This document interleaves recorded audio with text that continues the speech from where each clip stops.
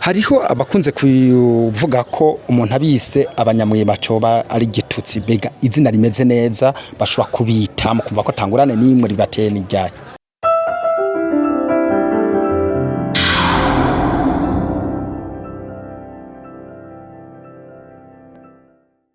Turasubiye kubaramutsa mwebwe mwese mama mukurikirana Mabayi Media TV turi kwigenekerezo rya 27 ukwezi kw'indwi umwaka wa 2023 turi muri komine ya Mabayi centre Mabayi ni kuvuga ku mutumba wa Kabere aho twagiye tubona abantu benshi bari ngaha ku biro bya komine ya Mabayi. Rero muri uyu mwanya twegereye umwe mu bari bahari reka tubanze tumuramutse imbere ko tumubaza ibindi bibazo byose turabaramukije. Ego murakoze bane kubahwa bamenyesha makuru. Ego jewe nanze baje kwara mu mahoro y'Imana murakoze nkabanije kubagendera nga muri komine ya Mabayi. Mwobanza kwidondora bariko baradukurikirana kuri Mabayi Media TV. Ego cyane je nitwa Bangirinama Anise abarije nserukira imbere y'amategeko ishyirahamwe ry'abanyamwema mu gihugu cyacu Burundi. Ego Anise ni mwe muserukira imbere y'amategeko ishyirahamwe ry'abanyamwema mu gihugu cyacu cy'u Burundi. Uno munsi mwaje ngaha muri komine ya Mabayi muzanywe n'ibiki? Twebwe twaje muri komine ya Mabayi nkuko twamatuza naho tutahora tubona n'abamenyesha makuru b'amaradiyo atandukanye. Uno musere twaje kugira dutange ibikoresho byo kwikingira ku mubiri, amavuta, inkofero, imitaka eka n'amarori ku banyamwema bose bo muri komine ya Mabayi nariho twugururiye naho twagiyeyo kugira bashobore kwikingira muri iki gihe cy'izuba ingwara zo kurukoba. Bega ibyo bikoresho muvuze mwatanze imitaka, inkofero, amarori ariho abo batazi akamaro kabyo bifasha iki ku muntu asanzwe afise ubwo bumuga bwo kurukoba? Ego cyane benshi naho batabizi ngo barabibona barazi ko urukoba rw'abanyamwema ruzerana n'izuba ngo barazi neza ko mu gihe wambaye inkofero nko kubona yambaye biratuma izuba ritagushikira. Hama nuwo mutaka ku bavyeyi bafise abana bato bagiye mu mirimo cyangwa bariko batembera kwibarabara biratuma bakingira abo bana. Hama amavuta bita crème solaire mu rurimi rw'igifaransa atuma umuntu ayisize mu gitondo bimufasha kutumva izuba cyane ngo cyangwa bimutere n'ingorane ku rukoba. Hama ayo maroli y'amafime turayabaha kugira tugabanye imishwarara y'izuba ishobora kwinjira mu maso kugira amaso yabaguma abona uko yabona cyane cyane ko abasanga mu ingorane no kugira tugabanye imishwarara y'izuba yinjira mu maso bari ku rugendo. Ego hariho abakunze kuvuga ko umuntu abise abanyamwema coba ari gitutsi bega izina rimeze neza bashobora kubita mu kumva ko tangurane n'imwe ribateye n'ijyaye. Ego uye kubera inama novuga mpuzamakungu zagiye zirashiraho amajambo babarira amatwi kugira abantu nibavuge ko babatutse. Nibaza ko mwamaze kuvyumva ko ari abantu bagendana ubunyamwema. N'abantu bagendana ubunyamwema hari abantu kunze kuvuga bati bafise ubumuga bwo kurukoba ibyo byo hari cyo mu bivuga ko mushiramo ryanyu. Eka je nibaza ko betovuga ibyo ubumuga kuko twebwe ubunye mu majambo tuvuga dukurikiza ibyo inama mpuzamakungu iba yashizeho ko mu rurimi rw'igifaransa babita les personnes atteintes d'albinisme. Nta terme handicap bavuga personnes atteintes d'albinisme juste mu rurimi rw'ikirundi bavara abantu bagendana ubunyamwema. Abantu bagendana ubunyamwema. Mbega mwebwe musanze mukora iki turetse byishira hamwe hari kandi kazi mwa mufise nako ndumva muvuga igifaransa bisigura ko mwa mwarize musanze mukora iki niba mwarize mufise amashurangana gute?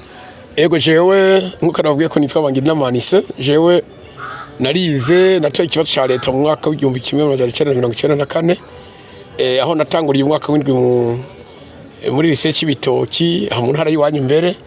Hama ndabandanya ndahavuye ngenda kuri lycée y'Ubuhonga mu ntara ya Bujumbura nongera ndabandanya mpejeje umwaka w'icumi ncanza kwiga igisata cy'indera bigisha ndaburira rumuri mu ntara ya Bubanza aho nize h'imyaka 4 cyandonka upapuro rw'umutsindo runtuma ntangura kwigisha mu mashuri y'intango ari abo bita section normale. Hanyuma encarabandanya muri kaminuza kwiga ibijanye n'ubutunzi no gutegura imigambi y'iterambere rusange. Hariho benshi babona umuntu asanzwe afise ubunyamwema bakabona kugira nta kinashoboye nabajije akazi ubu mukora iki kugira n'abariko baratwumviriza bumve ko by'ukuri umuntu afise ubwo bunyamwema ari umuntu nkabo kandi ko afise akazi kora akazi nk'uko abandi bagakora. Yego cyane murakoze, nari ngivuga yuko naciye mbanza kwiga iryo shuri ndera bigisha ndaburira rumuri, naciye ntangura akazi mu 2004. Rero jewe mu bisanzwe akazi kanje nkora ndi mu bijanye n'indero, ubu nico bita mu ishure shingiro, nkaba naratanguye kwigisha muri ayo mashuri mato mato ngo mu nyuma mba umuyobozi w'ishure gushika n'igisata tuvugana rero kuva mu mwaka wa 2008 je ndi umuyobozi w'ishure shingiro mu ntara ya Bujumbura muri komine Kanyosha. Rero ako niko kazi jewe ndi umurezi nkaba ndi umuyobozi w'iryo shure ikiringo cy'imyaka 15. Ni giki mushobora kubwira ababyeyi bibaruka abana bafise ubunyamwema ariko ugasanga bakihebura bakabona ko gira isi yabubamye ko harakaja mushobora kubabwira? Yego izo nyigisho mwanashaka nahajya naho mwari mufatiriwe buryo nagiye kubona gerageze kuzibabwira mu ncamake nk'umwigisha. Mu gihe umwana w'umunyamwema avutse singorane kuko singorane y'umuvyeyi umwe nyina we cyangwa se wiwe nkuko benshi bakona kubifata, no kuvuga wowe mukingiye ukamukingira iryo zuba hamukamugira ibyo abandi bagirira, nta ngorane n'umwana nk'abandi arakura kandi ugasanga hari igihe mbere abayikirumara gusumba bajya witwa ko bakomeye. Mwatubwiye yuko umusanzu murongoye ishira hamwe ry'abafise ubunyamwema, mbega mu makomine ho murafise abantu amantene byo twakwita amantene canke yindi migwi mugabo ikukira mwebwe? Yego cyane nk'ubu uyu urabona naje nisanga mu ntara ya Cibitoki hariho abo twita aba point focal provincial, hama bo oye nabo bakaca batunganya icyo bita amagrupe mu makomine, ku buryo atari hamwe umuntu ajejwe intara yasamaye kira komine yose iteza kubifise uyiserukira kugira dukore twisunze ingene indinganizo y'igihugu yimeze ku rwego rw'igihugu, ku rwego rw'intara ni ku rwego rw'amakomine.